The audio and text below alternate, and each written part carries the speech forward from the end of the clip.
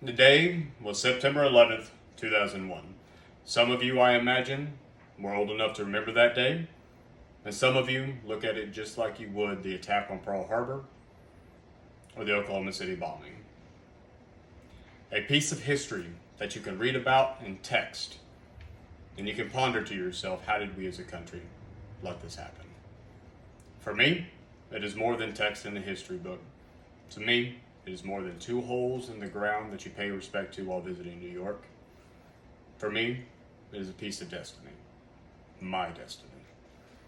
This destiny that set me on a path into the service of the United States military.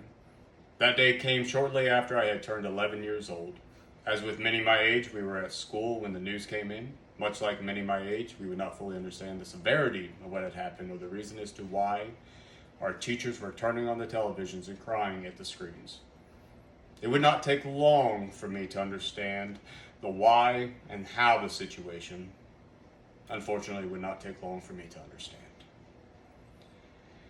Prior to this day in history, I had dreams of grandeur, of being a bulldog breeder. Seems so innocent now that I look back at it. It was my favorite dog at the time.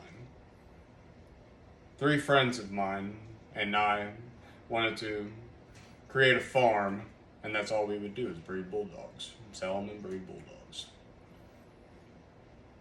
Childlike fantasies, if you would. We would get books from the library detailing as much as we could with farming as well as with bulldogs.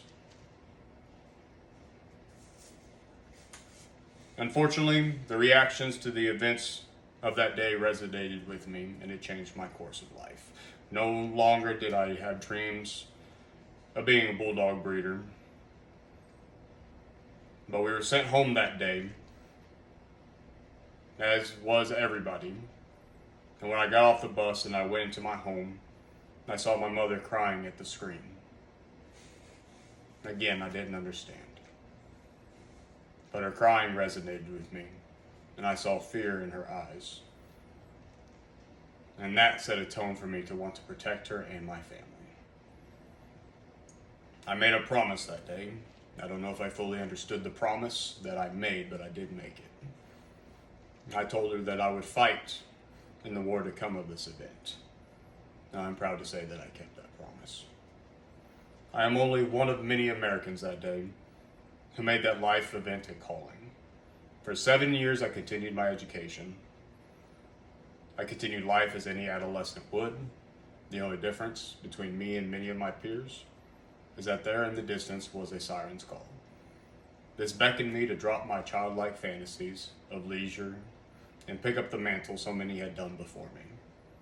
I am proud of my service to my country, and I'm proud to be among the few, the proud United States Marines.